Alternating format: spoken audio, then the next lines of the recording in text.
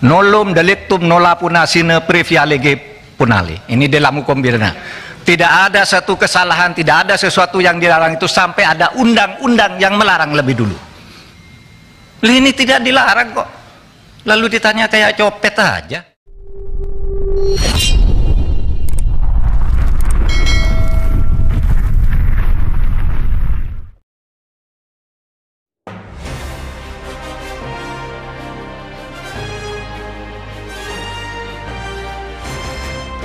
Pujian untuk Mahfud MD, makian untuk politisi Senayan. Sungguh aneh, mega korupsi dan skandal pencucian uang triliunan berlangsung di kubu pemerintah, khususnya di Kementerian Keuangan, yaitu di Direktorat Pajak dan Bea Cukai. Menko Polhukam Prof. M. Mahfud MD datang ke DPR RI sebagai orang pemerintah, wakil penguasa, sedangkan Komisi 3, DPR RI adalah tempat berkumpul wakil rakyat, kepanjangan aspirasi rakyat. Namun setelah melihat siaran langsung rapat dan uji fakta data di Komisi 3 DPR RI, segala puji-pujian dan dukungan moral serta doa justru diberikan kepada Mahfud MD dan segala macam makian dan cacian dikirim untuk wakil rakyat. Itulah yang bisa kita baca di media sosial hari-hari ini. Penyebabnya adalah kejelasan pernyataan Mahfud MD yang mudah dimengerti awam, dan integritas Menteri Andalan Jokowi dalam memberikan paparan kasus yang sedang mereka tangani, sedangkan politisi Senayan lebih nampak pamer kuasa, pamer kewenangan, arogan, jual aksi, bersiasat, potong pernyataan dan berkelit-kelit cari selamat untuk diri sendiri dan partainya, bukan untuk rakyat. Dalam acara dengar pendapat itu, nampak nyata, Mahfud MD lah yang mewakili negara dan rakyat, sementara politisi di Senayan mewakili diri sendiri dan partainya.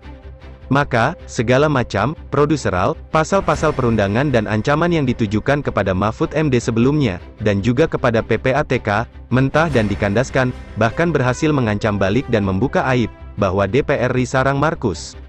Menko Polhukam Mahfud MD menjelaskan mengenai polemik 349 triliun rupiah pencucian uang yang terkait dengan Kementerian Keuangan. Mahfud juga hadir sebagai Ketua Komite Nasional Pencegahan dan Pemberantasan Tindak Pidana Pencucian Uang, KKNPT-PPU.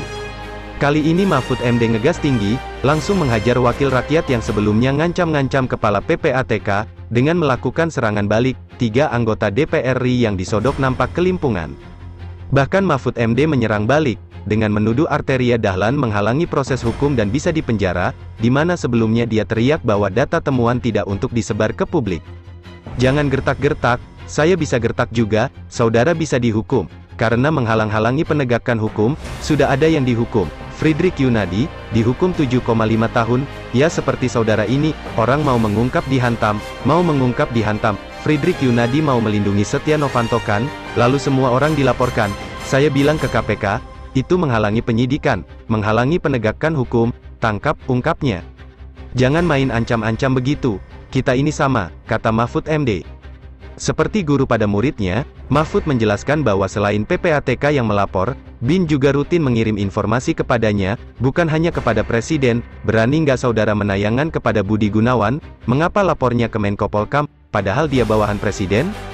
Mahfud langsung menohok Asrul Sani yang bicara tentang kewenangan mengumumkan temuan penyimpangan di Menke ke publik. Menurut Asrul Sani PPATK tidak berwenang mengumumkan. Loh, tidak berwenang apa dilarang? Menurut hukum, sesuatu yang tidak dilarang boleh dilakukan, setiap urusan boleh dilakukan sampai timbul yang melarang. Mahfud MD mengutip ayat yang biasa diajarkan di pesantren. Mahfud menohok Beni Kaharman yang mempertanyakan pasalnya. Wong boleh kok ditanya pasal, saya izin, boleh nggak saya ke kamar mandi sekarang? Boleh, mana pasalnya? Kalau dilarang baru ada pasalnya, katanya, seraya menjelaskan dalilnya, dalam bahasa Latin, yang artinya tidak ada satu kesalahan. Tidak ada sesuatu yang dilarang, sampai ada undang-undang yang melarang lebih dulu. Pucat pasi, Beni Kaharman mengalihkan perhatian dengan melempar bola panas, menduga-duga Mahfud MD hendak menyingkirkan Dr. Sri Mulyani, seperti pendekar Dewa Mabok. Politisi Partai Demokrat itu mencoba mengadu domba 2 menteri andalan Jokowi itu. Saya dekat dengan Sri Mulyani, dia hebat dan layak jadi menteri kelas dunia, tapi dia tidak mendapat informasi sepenuhnya, dan saya membantunya, jawab Mahfud MD tegas. Provokasi Beni Kaharman gagal, sama gagalnya ancaman Arteria Dahlan dan Asrul Sani, juga politisi Komisi 3 lainnya, dan di media sosial menuai makian, ditulis oleh Supriyanto Martosuwito. Absen pertama Pak Beni hadir, Pak Mahfud, Pak Arteria tadi ada, Pak Arsul ada Pak. Ya tadi nyebut dua. Pak Arsul jam 9 udah absen malah ya Pak ya. Maka rapat ini akan saya nyatakan terbuka untuk umum. Dan rekan-rekan anggota Komisi 3, terkonfirmasi hari ini Ibu Sri Mulyani memimpin rapat dengan Menteri Ekonomi ASEAN di Bali. Jadi ini satu tugas negara yang tidak mungkin juga beliau wakilkan. Terima kasih. Assalamualaikum warahmatullahi wabarakatuh. Saya ingin menyampaikan terima kasih yang sebesar-besarnya kepada Komisi 3 yang setelah menunda pertemuan 2 kali baru sore hari ini kita ketemu. Selamat menunaikan ibadah puasa kepada yang berpuasa. Dan saya melalui gedung yang terhormat ini mengucapkan selamat kepada seluruh warga Polhukam di seluruh Indonesia, karena hari ini adalah hari ulang tahun atau hari lahir Polhukam, 29 Maret. Dulu lahirnya tahun 98 ketika Presiden mengangkat Profesor Jenderal Panggabean sebagai Polhukam, Menko Polhukam yang pertama. Saudara, selain itu saya ingin menyampaikan bahwa kedudukan DPR dan pemerintah ini sejajar. Oleh sebab itu kita harus bersama bersikap sejajar, saling menerangkan, saling berargumen. Tidak boleh ada yang satu menuding yang lain seperti polisi memeriksa copet. Pemerintah bisa melakukan itu. Oleh sebab itu, mari kita setara aja, saling buka. Itu tadi yang substansi, ya kita tunjukkan nanti datanya, ya. Tapi saya ingin bagi dua keterangan saya ini, ya. Pertama, saya ingin menegakkan soal legal standing. Bolehkah Menko Polhukam mengumumkan data pencucian uang ke publik yang kemarin dipersoalkan? Saya jawab nanti. Lalu yang kedua nanti substansi tadi yang menyangkut yang sudah tadi dijelaskan oleh Ibu Sri Mulyani, sahabat saya yang sangat baik. Saya kira salah seorang menteri yang terbaik di kabinet, sehingga harus saya bantu dengan sebaik-baiknya. Saudara sekalian, saya mengumumkan kasus itu, saudara, adalah sifatnya agregat. Jadi perputaran uang tidak menyebut nama orang, tidak menyebut nama akun. Itu tidak boleh. Agregat, bahwa perputaran uang dari sekian ratus orang itu 249 T. Agregat. Ya. Saudara, yang disebut namanya hanya yang sudah menjadi kasus hukum. Seperti Rafael, Angin Prayitno, dan mungkin ada nama yang memang sudah menjadi kasus hukum, tetapi kasus hukum pidananya, kasus pencucian uangnya, saya Anda mau diinterupsi lah. Interupsi itu urusan Anda. Masa orang ngomong diinterupsi? Nantilah Pak. Saya kan tadi sudah bilang, pakai interupsi tidak selesai-selesai kita ini. Lalu nanti saya yang interupsi dituding-tuding lagi. Saya tidak mau. Artinya kalau begitu, misalnya saya membantah lalu di sini ada berteriak keluar, saya keluar. Saya punya forum. Saya setiap kesini dikeroyok, belum ngomong sudah diinterupsi, belum ngomong interupsi. Waktu kasus itu juga, waktu kasus Sambo, belum ngomong sudah diinterupsi, dituding-tuding, suruh bubarkan. Jangan begitu dong. Mati ya mic-nya. Pak Mahfud, kita teruskan aja dulu yang interupsi biar nanti. Oh oke, nanti ntar dibenerin. Lah tapi sedong. Tapi sebelah sini hidup mic-nya ini. Ya lah. Silakan Bapak. Amis Bakum kemarin Kalau Amis Bakum. kalau mic-nya mati gimana saya ngomong? Ini hidup Pak Mahfud. Jangan-jangan disabotase ini. Enggak. Kalau mau buka-bukaan ayolah.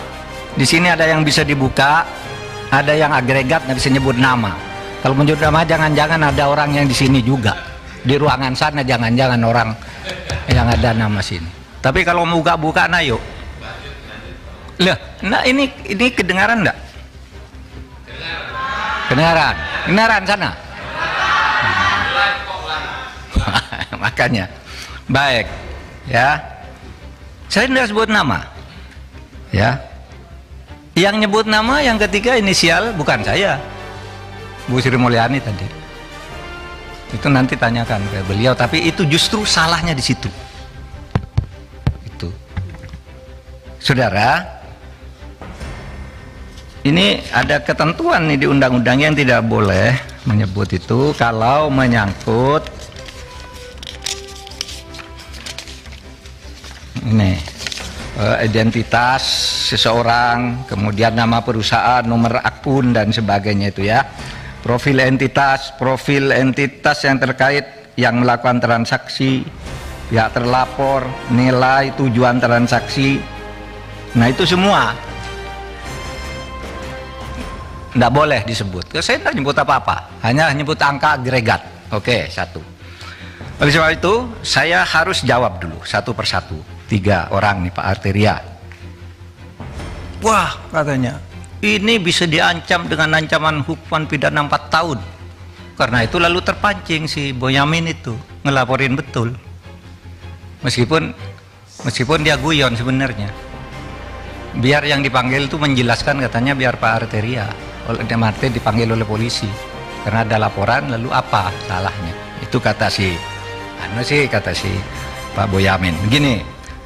Saudara, apa dasarnya melapor ke ketua? Loh, saya ketua, jadi dia boleh lapor, boleh saya minta. Loh, kamu kan ke Pak Harto, ke Pak Presiden, kenapa lapor ketua? Ya memang kenapa saya ketua diangkat oleh Presiden, ada SK-nya. Terus untuk apa ada ketua, ada komite? Kalau tidak lapor, kalau saya tidak boleh tahu, itu satu, ya. Itu bisa dihukum 10 tahun. Beranikah saudara Arteria bilang begitu kepada Kepala BIN Pak Budi Gunawan? Pak Budi Gunawan tuh anak buah langsung presiden, dia bertanggung jawab presiden, bukan anak buahnya Menko Polhukam. Tapi setiap minggu laporan kayak ini resmi, info intelijen kepada Menko Polhukam. Coba saudara bilang ke Pak Budi Gunawan, Pak Budi Gunawan, menurut Undang-Undang BIN bisa diancam 10 tahun penjara, berani enggak? Menurut pasal 44. Kan persis yang saudara baca kepada saya, bahwa kalau menyampaikan ke Menko Polhukam 10 tahun, Pak BIN nyampaikan, bukan ke Presiden tapi ke saya nih. Ini bulan Maret ada nih. Kok terus enggak boleh, gimana? Apa gunanya ada? Dan ini penting saudara, karena apa? Ya, karena saya bekerja berdasar info intelijen. Misalnya ada kayak gini, saya tidak bocorkan di sana, tapi tahu besok akan ada demo di sana. Kekuatannya sekian orang, korlapnya ini, kekuatan polisi yang diperlukan segini, sehingga saya tidak perlu rapat tuh kecil. Oh ini serius, itu info intelijen. Masa saya tidak boleh ngomongkan gitu? Tiap malam saya dengan Pak Budi Gunawan nih, di WA saya nih, info intelijen, Pak besok nampaknya ada demo di sana Pak. Oh iya Pak, sudah itu korlapnya ini kekuatannya segini aja Pak, cuma cukup di Polsek, cukup di Polres, atau harus di Mabes. Kalau sudah perlu Mabes saya undang rapat, dan itu info intelijen. Masa enggak boleh?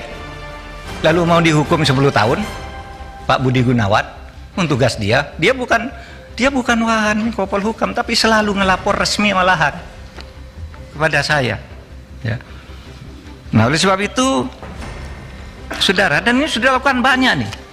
Kok saudara baru ribut sekarang? Nih, umumkan, dan saudara diem aja sejak dulu nih. Kita yang mengumumkan kasus Indosuria. Yang sampai sekarang bebas di pengadilan kita tangkap lagi. Karena kasusnya banyak. Itu kan PPATK, kok baru ribut soal ini? Lukas NMB ketika ditersangka ngamuk-ngamuk, rakyatnya turun, saya panggil PPATK, umumkan, uangnya di freeze.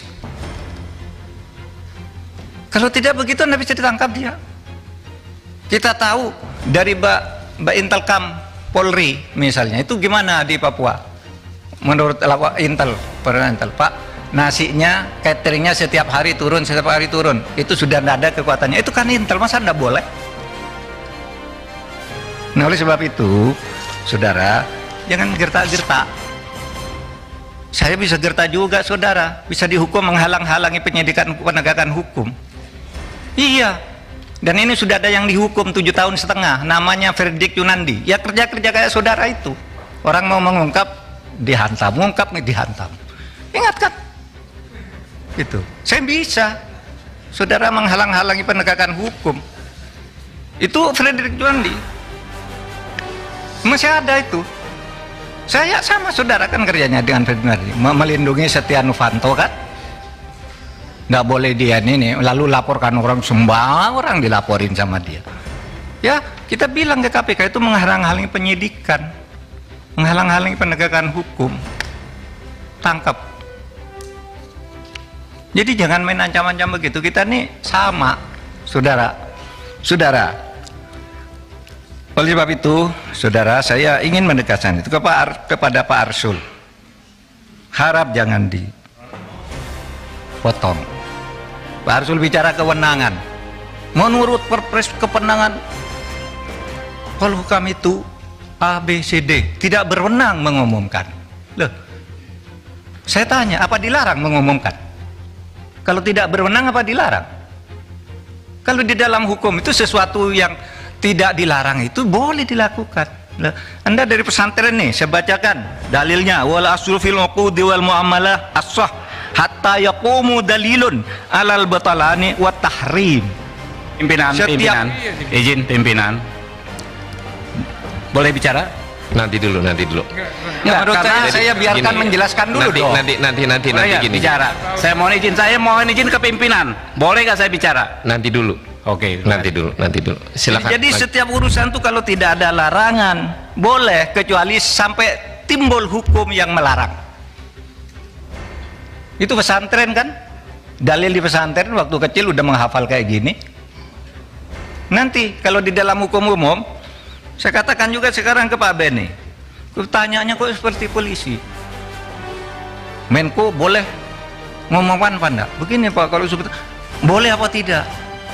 Begini kalau substansi boleh apa tidak? Jawab iya atau tidak. Kan enggak boleh tanya begitu. Itu harus ada konteksnya dong. Sesudah bilang boleh katanya. Ini yang saya lihat. Kalau boleh sebutkan pasalnya, loh, boleh kok harus ada pasalnya. Kalau boleh tuh enggak perlu pasal. Misalnya saya tanya ke Pak Beni, boleh enggak saya ke kamar mandi sekarang? Boleh, mana pasalnya? Enggak ada, karena boleh. Kalau dilarang baru ada pasalnya. Di mana dalilnya? Nah, sekarang bukan bahasa Arab, bahasa Latin. Nolum delictum nola puna sine previa lege punale. Ini dalam hukum pidana. Tidak ada satu kesalahan, tidak ada sesuatu yang dilarang itu sampai ada undang-undang yang melarang lebih dulu. Ini tidak dilarang kok. Lalu ditanya kayak copet aja. Memang siapa? Pak Mahfud. Ya. Jadi ini Pak Mahfud menjawab apa yang diungkapkan oleh Pak Arsul, Pak Arteria. Nanti habis ini Pak Beni berarti kalau gitu ya? Iya, tadi sudah. Oh, udah. Iya, Pak Beni yang bertanya sewenang-wenang. Jadi teman-teman, sebentar Pak Mahfud, supaya dalam rapat ini apa yang mungkin seminggu terakhir penyampaian di publik dan rapat yang kemarin sudah disampaikan oleh Komisi 3, ini Pak Mahfud menyampaikan juga klarifikasi tentang terkait apa yang sudah teman-teman ungkap. Jadi berikan ruang Pak Mahfud untuk mengklarifikasi. Nanti setelah Pak Mahfud menyelesaikan, teman-teman silakan untuk menyampaikan hal terkait apa yang disampaikan Pak Mahfud. Silakan Pak Mahfud. Ya, saya kira sudah begitu aja, ya. Nah, karena sering di DPR ini aneh. Kadang-kadang marah-marah gitu, nggak taunya Markus dia. Marah ke Jaksa Agung, ngomong itu, nantinya datang ke kantor Kejaksaan Agung titip kasus. Pimpinan mohon dicatat ya. Saya interupsi pimpinan. Interupsi pimpinan. Saya kira ini tidak relevan. Silakan. Interupsi pimpinan. Ya. Silakan Pak Habib, silakan. Apa? Saya kebetulan pimpinan Mahkamah Kehormatan Dewan, pimpinan. Ini konten saya minta parlemen Pak ini. Mahfud, apa memang benar ada data yang soal Markus anggota DPR, disampaikan saja sekarang. Nanti Saya sampaikan sekarang. lanjuti. Ya. Disampaikan saja. Ingat peristiwa di Kampung Maling, Ustadz di Kampung Maling. Saya kira saya sama Pak Beni masih ada di sini. Ya. Kan saya tadi nyebut DPR, nggak nyebut saudara. Pada waktu itu Jaksa Agung Abdurrahman Saleh dicecar habis-habis, ditanya seperti ini, dibilang Bapak ini seperti Ustadz di Kampung Maling, Bapak baik tapi di lingkungan Bapak jelek. Ya kan, ingat kan? Itu tanggal 17 Februari 2025. Berarti bukan di periode ini Pak Mahfud. Bukan. Oh, bukan kewenangan saya. Ya, tapi lihat fenomenanya. Nanti Oke. saya tunjukkan. Alhamdulillah. Ya. Tahu-tahu apa enggak? Sidangnya Di periode ini ada enggak? Kenapa? Di periode ini ada enggak yang Markus anggota DPR? Saya tidak akan nyebut itu. Saya memberi contoh di DPR ada yang seperti itu. Enggak. Ada enggak, Pak? Enggak, saya enggak berhak, enggak wajib menjawab saudara. Kalau ada sih kita tidak lanjuti, Pak. Nanti saya beritahu saudara. Sekarang Pak jangan nanti Pak. Kalau Enggak. sekarang ada datanya enggak diunjuk. Enggak mumpung terbuka. Saya terbuka sekarang. Waktu itu Pak Jaksa Agung tahu enggak? Yang Nah, marah itu ada. Periode waktu itu, yang periode sekarang ada atau tidak? Pak Habib, begini teman-teman, Pak Mahfud untuk menyelesaikan Sebentar Pak pimpinan, ini juga nggak bisa dibiarkan terlalu jauh begini. Ini kan Nggak, pimpinan yang ganti nih, pimpinannya ganti. Sebentar. Ini gini. Pimpinan ganti. Teman-teman, saya Lu yang bener, Ron. teman-teman. Lu ingetin tuh, lu yang bener, Ron. Dari saya selesaikan dulu saya ya. Ya, seharusnya pada kesempatan pertama Pak Mahfud menjelaskan semua hal yang Pak Mahfud jelaskan di media terkait dengan 300 triliun itu, bukan menjawab satu persatu apa yang terjadi antara Komisi 3 dengan PPATK dalam rapat beberapa hari yang lalu, kan gitu. Itu Pak Mahfud juga pernah di DPR, kan Pak Mahfud tahu bagaimana dinamika yang terbangun dalam rapat-rapat di DPR. Sebentar, saya belum selesai. Saya kan nggak potong Pak Mahfud ngomong tadi. Saya mendengar dengan seksama apa yang disampaikan Pak Mahfud. Gantian dong, sekarang saya ngomong. Ya, saya kira kalau Pak Mahfud melakukan cara seperti yang kita dengarkan tadi, kan Pak Mahfud menjudgment teman-teman. Lepas dari itu benar salah itu nanti kita bisa uji. Tetapi rapat kita hari ini bukan untuk itu. Rapat kita hari ini untuk mengklarifikasi kontroversial yang sudah terlanjur berkembang di masyarakat terkait dengan 300 triliun itu. Tidak satu pun poin dari awal Pak Mahfud menyampaikan penjelasan Pak Mahfud dalam rapat ini yang terkait dengan soal itu. Satu-satu Pak Mahfud mengomentari jalannya rapat antara kami dengan PPATK, khususnya yang disampaikan oleh Terry, yang disampaikan oleh Saudara Arsul dan Saudara Beni. Ini kan jadi lari dari maksud dan tujuan rapat kita pada hari ini. Oke. Dan pimpinan juga punya kewenangan untuk menjaga lalu lintas rapat ini agar berlangsung sesuai dengan apa yang kita inginkan, gitu loh. Saya kira itu. Saya belum berkomentar terlalu jauh, tapi kira-kira rapat ini harus berjalan sesuai dengan tata tertib yang berlaku di DPR. Terima kasih Pak Mulfahri. Pak Mulfahri dan teman-teman, namanya kita mengundang rapat yang bersangkutan sebagai Ketua Komite Nasional dengan kontroversi yang ada. Tapi kalau akhirnya yang bersangkutan menjelaskan dulu dengan apa yang terjadi, dengan mengklarifikasi yang terjadi belakangan terakhir, tidak salah sebenarnya. Nanti kalau selesai dia mengklarifikasi Pak Menko, baru kita tangkepin Pak, supaya apa yang menjadi klarifikasi Pak Mahfud ini bulat. Bukan berarti nanti interupsi. Mau kapan selesai Pak? Mau 2 hari? Pak Arteria tadi udah suruh ganti saya sebagai pimpinan. Ini lagi di luar jalur. Kan kita lagi mendengarkan dulu ketua komite menjelaskan Pak, supaya terungkap. Mau rapat 7 hari nggak apa-apa, asal ungkapan dari ketua komite apa yang menjadi kontroversi ini terbuka secara publik dengan teman-teman.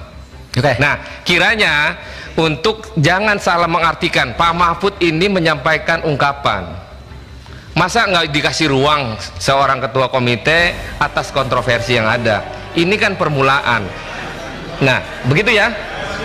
Nah, lanjut Pak Menko, supaya jangan ada nanti seolah-olah pimpinan tidak memberikan satu keputusan tegas. Oke, Pak Mahfud, silakan Pak Mahfud. Baik, saudara, tadi kan saya sudah sampaikan. Saya akan punya dua bagian di sini. Satu, saya menjawab pengadilan terhadap ketua PPATK kemarin yang saya tidak bisa hadir. Bukan tidak bisa hadir, saya sudah siap hadir, tapi jadwalnya diubah. Saya bilang, keterangan saya hari ini akan ada dua macam. Satu, tentang legal standing, di mana dibilang PPATK tidak boleh melapor ke Menko, Menko tidak boleh bicara ke publik. Padahal ini yang selama ini kita gunakan untuk nangkap teroris, untuk koruptor dan sebagainya. Itu saya menjelaskan itu aja. Nah, sekarang mari masuk, saudara sekalian. Nah, sekarang ke materinya yang menyangkut penjelasan Ibu Sri Mulyani tadi. Pemerintah Republik, saya baca kalau ini. Pemerintah Republik Indonesia senantiasa berkomitmen untuk mencegah dan memberantas tindak pidana pencucian uang dengan mengoptimalkan koordinasi, kolaborasi dan kerjasama antar kementerian lembaga negara.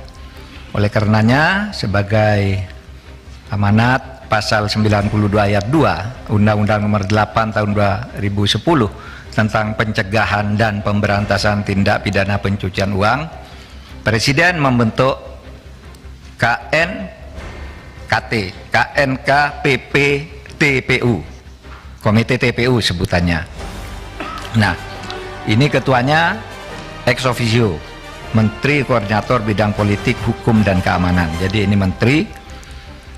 Kemudian wakil ketuanya Menko Perekonomian. Lalu Sekretaris PPATK. Saudara, undangannya kepada saya itu kepada Ketua KNKPPTPPU dan jajaran. Tidak ada sebutan Menteri Keuangan. Di undangannya dilihat aja.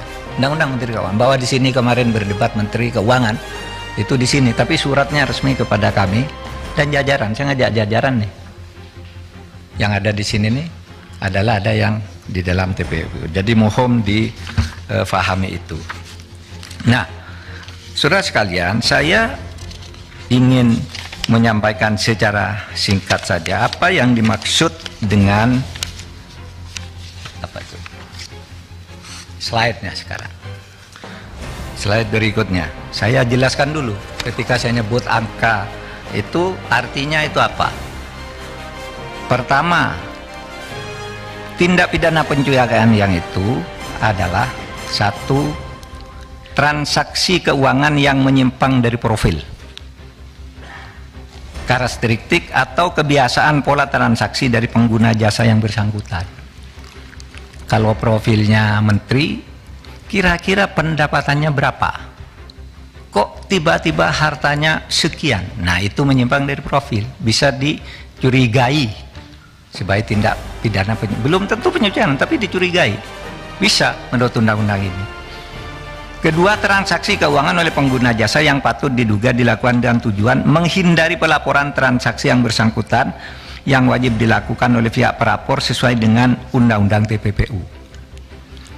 Yang ketiga, transaksi keuangan yang dilakukan atau batal dilakukan dengan menggunakan harta kekayaan yang diduga berasal dari hasil tindak pidana atau transaksi keuangan yang diminta oleh PPATK untuk dilaporkan oleh pihak pelapor karena melibatkan harta kekayaan yang diduga berasal dari hasil tindak pidana. Nah, modusnya begini. Satu, kepemilikan saham pada perusahaan atas nama keluarganya. Dia, ya seperti yang baru diumumkan tuh, RAT. Dia Laporannya sendiri sedikit, rekeningnya sendiri sedikit, tapi istrinya, anaknya, perusahaannya, nah itu patut dicurigai. Karena pekerjaannya. Apakah itu betul pencucian? Nah, nanti dibuktikan, tapi itu sudah memenuhi syarat. Yang kedua, pemilikan aset berupa barang bergerak maupun tidak bergerak diatasnamakan pihak lain, disimpan di tempat lain. Sekretaris Mahkamah Agung itu punya mobil mewah berapa, mobilnya disimpan di tempat lain, platnya diganti, kan muncul tuh di PPL. Itu pencucian uang, harus diperiksa. Yang ketiga, membentuk perusahaan untuk mengelola hasil kejahatan. Untuk perusahaan gitu, bikin hotel, hotelnya tidak ada yang beli, tapi asetnya besar sekali. Hotelnya ada orang masuk, hanya hotel Melati, tapi uangnya ratusan miliar. Nah, itu bisa dicurigai sebagai pencucian uang. Ya, penerimaan hibah yang tidak bergerak hasil kejahatan tanpa dilengkapi akta hibah. Tidak ada hibah. Ada yang hibah dikirim ke ayahnya, ini nyogok misalnya, saya disuap 5 miliar. Lalu di mana caranya nih? Dikirim ke ayah saya. Lalu ayah saya disuruh bikin hibah, oh ini dari ayahnya. Itu bisa. Ada juga yang rekening, saudara. Saya buka rekening 10 miliar atas nama saya. Lalu ATM-nya diserahkan Pak Sahroni, Pak ambil uang ini sesuka-suka kamu. Namanya saya. Tapi Anda yang ngambil di ATM setiap kau butuh sampai habis. Itu pencucian uang. Ya. Nah, yang dikerjakan dari data ini adalah kerja-kerja seperti itu. Menggunakan rekening atas nama orang lain untuk menyimpan hasil kejahatan, melakukan transaksi pembelian barang fiktif, dilakukan pembayaran namun barang tidak pernah dikirimkan. Misalnya begini, dari sebuah organisasi di Arab Saudi itu ngirim uang ke Gresik. Apa? Membeli sejadah produk Gresik dan peci. Jelas pengirimannya ke satu perusahaan, tapi barangnya tidak pernah balik. Dari Gresik tidak ada apa itu, untuk dibuat bom. Itu pencucian uang di bidang terorisme. Gitu. Kemudian menyimpan harta hasil kejahatan dalam safe deposit box atau tempat lainnya masuk. Nah, saudara, dengan mengerti ini, maka saudara sekarang saya masuk ke dalam substansi perkaranya. Saudara, dari keterangan Bu Sri Mulyani tadi, saya ingin menjelaskan fakta dan nanti datanya bisa ambil di sini, bisa saya tunjukkan di sana lalu ambil, bahwa ada kekeliruan pemahaman Ibu Sri Mulyani dan penjelasan Ibu Sri Mulyani karena ditutupnya akses yang sebenarnya dari bawah. Sehingga apa yang beliau jelaskan tadi itu adalah data yang diterima tanggal 14 ketika bertemu dengan Pak Ivan. Sehingga disebut yang terakhir itu, yang semula ketika ditanya oleh Bu Sri Mulyani itu, ini apa kok ada uang 189? Itu pejabat tingginya yang eselon 1 itu. Oh, enggak ada Bu di sini. Enggak pernah ada katanya. Ini tahun 2020 kata Bu, enggak pernah ada. Ada Pak Ivan? Enggak ada. Baru dia, oh iya nanti dicari katanya. Dan itu nyangkut 189. Nanti dijelaskan. Dan itu adalah pencucian uang, dugaan pencucian uang, cukai dengan 15 entitas. Tapi apa laporannya? Menjadi pajak. Sehingga kita diteliti, oh iya ini perusahaannya banyak, hartanya banyak, pajaknya kurang, padahal ini cukai laporannya. Apa itu? Emas. Ya. Impor emas batangan yang mahal-mahal itu, tapi di dalam surat cukainya itu dibilang emas mentah. Diperiksa oleh PPT 3, diselidiki. Di mana? Kamu kan emasnya emas sudah jadi, kok bilang emas mentah? Nah, ini emas mentah tapi dicetak di Surabaya. Dicari ke Surabaya, tidak ada pabriknya. Dan itu menyangkut uang miliaran, saudara. Tidak diperiksa. Laporan itu diberikan tahun 2017. oleh PPATK. Bukan tahun 2020. 2017 diberikan, tidak pakai surat, tapi diserahkan oleh Ketua PPATK langsung kepada Kementerian Keuangan yang diwakili oleh Dirjen Bea Cukai, Irjen Kementerian Keuangan, dan 2 orang lainnya. Ini serahkan. Kenapa tidak pakai surat? Karena ini sensitif, masalah besar. 2 tahun tidak muncul, tahun 2020 dikirim lagi, tidak sampai juga ke Bu Sri Mulyani, sehingga bertanya ketika kami kasih itu, dan yang dijelaskan yang salah. Di mana salahnya nanti? Saudara, saya sangat hormat kepada Bu Sri Mulyani. Dia teman kerja saya yang baik di dalam pemberantasan korupsi. Saudara tahu BLBI 20 tahun tidak bisa ditagih karena dibebankan Kementerian Keuangan. Saya minta impres ke Presiden, sudah berhenti berdebat, saya ambil semua. Bisa itu? Teman saya dia dalam banyak hal, IKN apa gitu.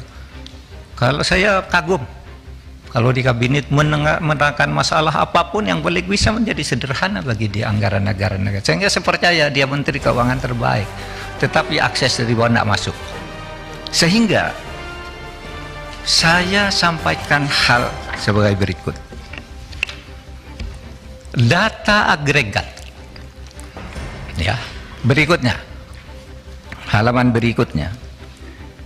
Data agregat transaksi keuangan. Nih. Transaksi keuangan yang 349 triliun itu dibagi ke 3 kelompok. 1, transaksi keuangan mencurigakan di pegawai Kementerian Keuangan. Kemarin Ibu Sri Mulyani di Komisi 11 menyebut hanya 3 triliun. Yang benar 35 triliun. Ya, nanti dia nanti ada data nanti Anda ambil. Kemudian transaksi keuangan mencurigakan yang diduga melibatkan pegawai Kementerian Keuangan. Itu besarnya 53 triliun. Plus sekian. Kemudian transaksi keuangan terkait kewenangan Kementerian Keuangan sebagai penyidik tindak pidana asal dan TPU yang belum diperoleh data sebesar 260,9 triliun, sehingga jumlahnya 349 triliun fix. Nanti kita tunjukkan suratnya. Nah, ketika ditanya Bu Menterinya kaget karena tidak masuk laporannya. Karena yang menerima surat by hand itu ya orang yang ada di situ yang bilang ke Bu Sri Mulyani, Bu, udah ada surat itu loh. Kata PPATK ini suratnya. Baru dijelaskan tapi beda. Ini laporannya pencucian uang di bidang bea cukai, lalu yang dihitung pajaknya sedikit dong. Tadinya berapa yang terlibat nih? Nih. Yang terlibat di sini jumlah entitasnya itu dari Kementerian Keuangan 491 orang. Jangan bicara Rafael misalnya. Rafael udah ditangkap, selesai loh. Di laporan ini ada jaringannya, bukan Rafaelnya. Rafael selesai udah ditangkap itu kan pidananya, bukan tindak pidana pencucian uang. Kalau saya ketangkap korupsi, loh, istri saya, anak saya, ayah saya, apalagi perusahaan cangkang gitu, kan banyak itu entitasnya. Nah, yang kasus 189 itu saudara adalah ya itu untuk 15 entitas tapi hanya dikeluarkan 1 entitas. Padahal di laporan kami 15 nih, ini, lalu diambil 1, ini sudah selesai pajak katanya. Nanti dicek, saudara. Ya. Jadi di situ, ya. Kenapa 200? Betul 200 yang sampai ke Kementerian Keuangan. Karena yang 100 itu disampaikan ke LH lain, tapi terkait dengan pajak dan bea cukai. Cuma langsung dikirim ke LHA. Jadi 300 yang terkait dengan itu. Di mana salahnya? Kan tinggal kita katakan ini ada yang diserahkan ke Kementerian Keuangan sebagai penyidik, ada yang langsung ke polisi, ke KPK, ke Kejaksaan Agung dan macam-macam. Itu uraiannya kan ada di situ. Ya. Yang ini jumlah LHA yang Kementerian Keuangan 200, yang Kementerian Lembaga 1, kemudian kepada aparat penegak hukum 99, tapi itu semua terkait dengan pajak dan cukai. Saudara. Jadi jumlahnya 349.874. 187. Nah. Ya, tetapi supaya diingat ya bahwa ini agregat. Saya tidak mau menyebut kalau bukan agregat. Itu sebabnya sebenarnya saudara, halaman berikut, karena pengertian ini pada tanggal 20 Maret kami bersepakat dengan Menteri Keuangan untuk tidak ribut-ribut, karena kesepakatannya begini: Kementerian Keuangan akan melanjutkan untuk menyelesaikan semua LHA. Waktu itu sudah oke. Yang diduga TPPU dari PPATK, baik menyangkut pegawai Kementerian Keuangan maupun pihak lainnya, seperti yang telah dilakukan oleh Dirjen Pajak yang telah berhasil. Malah kami mengatakan dari banyak itu kami menemukan Menteri Keuangan itu sudah berhasil mengembalikan 7,0 triliun ya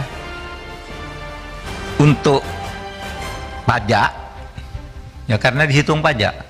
Jadi hitung pencucian uang 7,8 triliun untuk pajak, dan dari bea cukai masuk 1,1 triliun menjadi 8,11 triliun yang kembali dari laporan-laporan 349 ini. Sekali lagi 349 itu saya diminta menjelaskan betul-betul oleh Presiden, jelaskan kepada rakyat melalui gedung DPR bahwa TPPU itu artinya itu beda dengan korupsi. Nah, orang nggak ngerti bedanya, lalu Menteri Keuangan korupsi itu ndak ada. Ini laporan TPPU. Saya yakin Bu Sri Mulyani itu, saya tahu betul gitu. Sampai dia nangis di televisi, diwawancarai Rossi, diwawancarai Andi Noya, nangis. Saya tahu dia hatinya hancur. Dia bilang akan saya perbaiki ini anu. Ya saya tambah datanya. Kok alun tuh begitu? Kok mulanya 56 jadi 500, sesudah dihitung itu saya minta coba kasihkan saya lagi semuanya agregatnya. Nah itulah yang saya kirim ke Bu Sri Mulyani. Jadi tidak benar kalau Bu Sri Mulyani baru menerima tanggal sekian. Enggak, nanti saya kasihkan kepada saudara, ada daftarnya. Yang pertama itu tanggal 10 Juni tahun 2009 sampai 300 saudara. Yang terakhir itu 11 Januari 2003 300 itu. Rinciannya tadi 200 Kementerian Keuangan ya, 1 KL, yang 1 ini. Yang non ASN tadi banyak lah, 570 yang terlibat. Nah itu pencucian uang. Nah saudara, tentu Komite TPPU akan melakukan evaluasi terhadap LHA yang diduga TPPU dan telah dikirimkan PPATK kepada APH untuk mengoptimalkan penerapan Undang-Undang Nomor 8 Tahun 2010. Jadi kita optimalkan. Nah, saudara sekalian, saya nanti ingin minta waktu sedikit saja untuk dijelaskan oleh saya. Tolong ini ditayangkan nih yang penyerahan surat-surat sejak tahun 2009 dilewatin aja. Ini halaman 1 sampai 24 surat. Ada nomornya semua.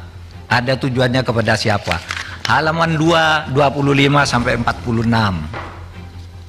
Halaman 3 47 sampai 66. Sampai 300 lah. Nanti saudara lihat sendiri. Tidak akan ditutup-tutupi. Katanya mau minta data, saya kasih data. Tapi agregat. Nah dari data yang agregat ini kalau saudara ingin silakan, itu DPR. Saya kan nyebut agregat. angka untuk setiap surat ini sudah ada juga. Sehingga apa kesimpulan saya? Bu Sri Mulyani tidak punya akses terhadap laporan-laporan ini. Sehingga keterangan yang terakhir pun di Komisi 11 itu jauh dari fakta. Karena bukan dia nipu, dia diberi data itu, data pajak, padahal ini data bea cukai. Tadi penyelundupan emas itu. Ini enggak tahu siapa yang bohong. Tapi itu faktanya. Kalau enggak adu data, mari. Saudara mau undang kan? Adu data dengan saya. Nah ini saudara yang saya katakan agregat. Nah, saudara saya ingin mengusulkan begini. Sulit memberantas korupsi itu. Tolong melalui Pak Bambang Pacul, Pak, tolong Pak, undang-undang perampasan aset tolong didukung Pak. Biar kami bisa ngambil begini-begini ini Pak.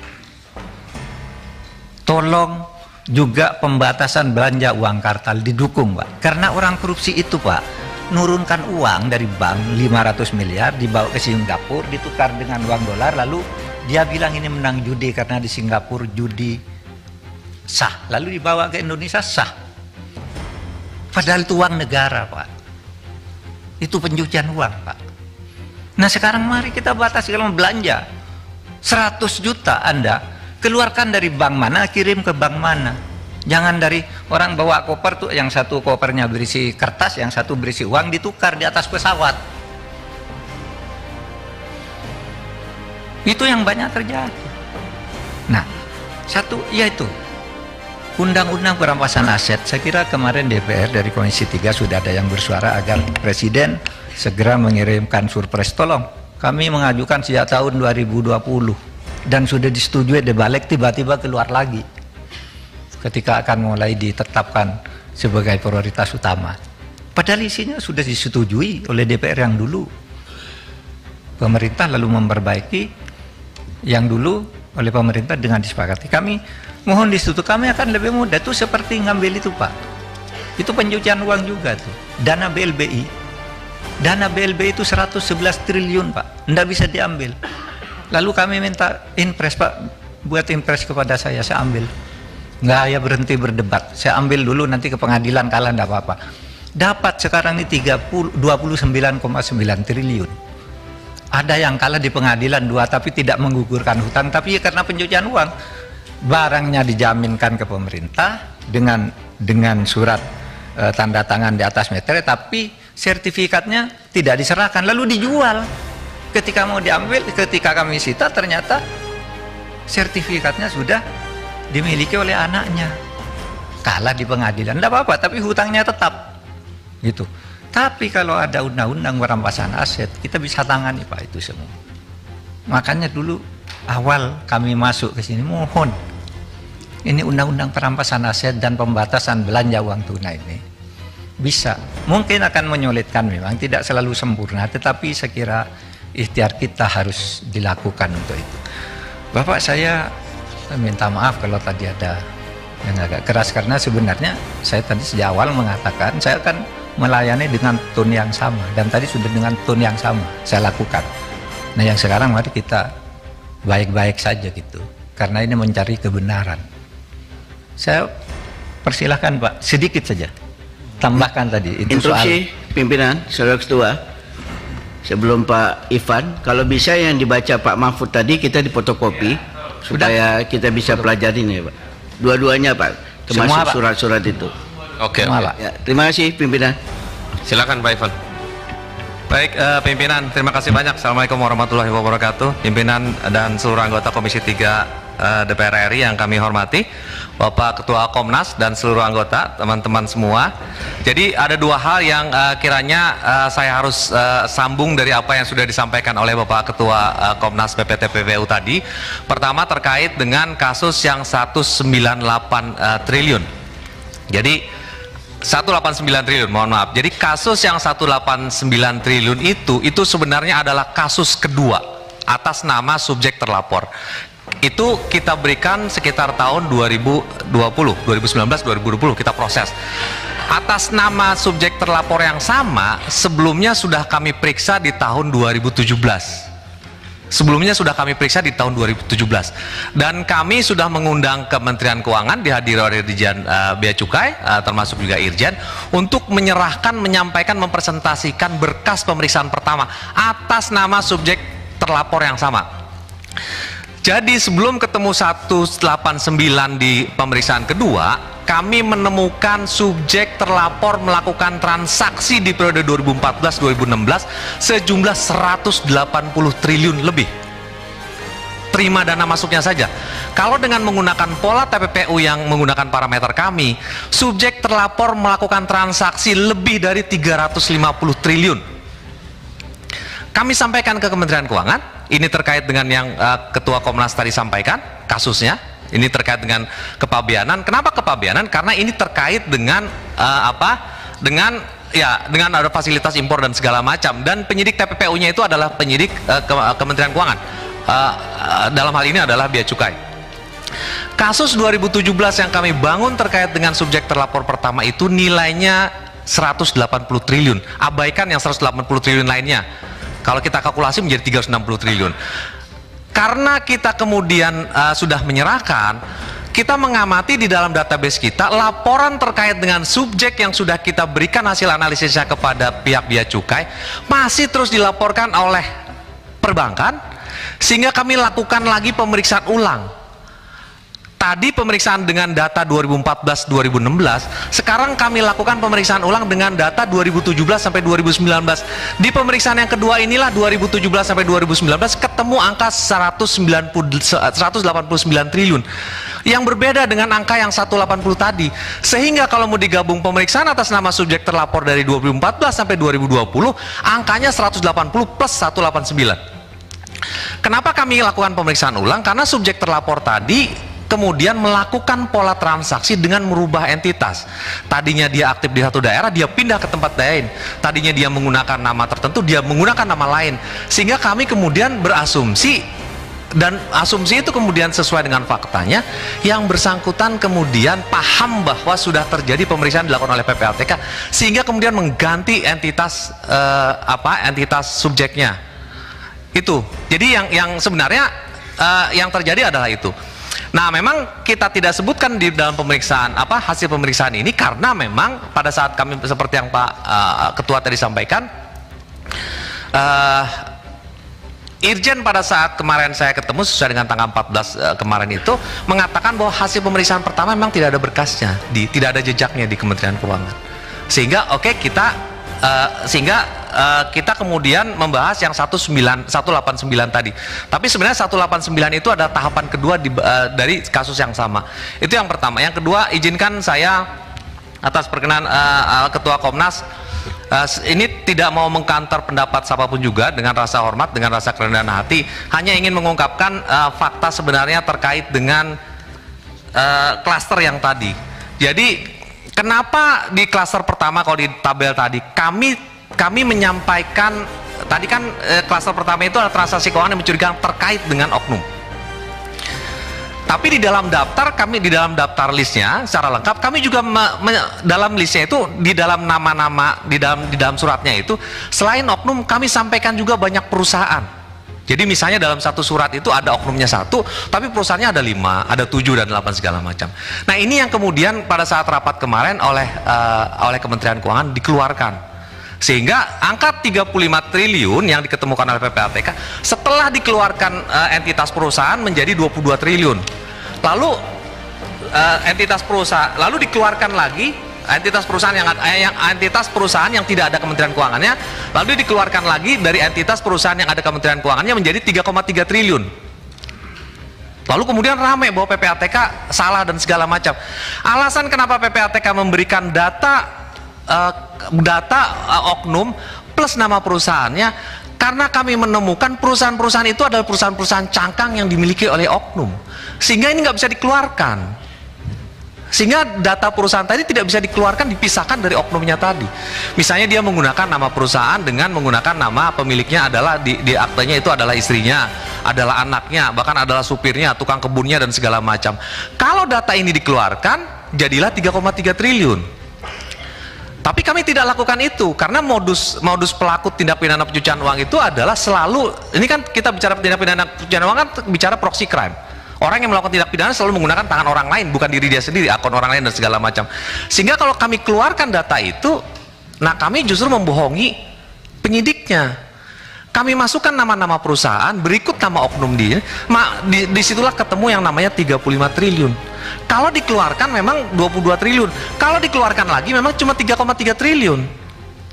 Tapi kenapa kami tidak bisa lepaskan ini? Karena kami mensinyalir berdasarkan data kita itu adalah perusahaan-perusahaan cangkang yang dimiliki oleh oknum tadi. Nah, makanya itulah perlu pembuktian. Makanya itulah perlu pembuktian dari dari penyidiknya sendiri. Mungkin itu Prof cukup dari kami. Terima kasih pimpinan. Pimpinan. Anggota.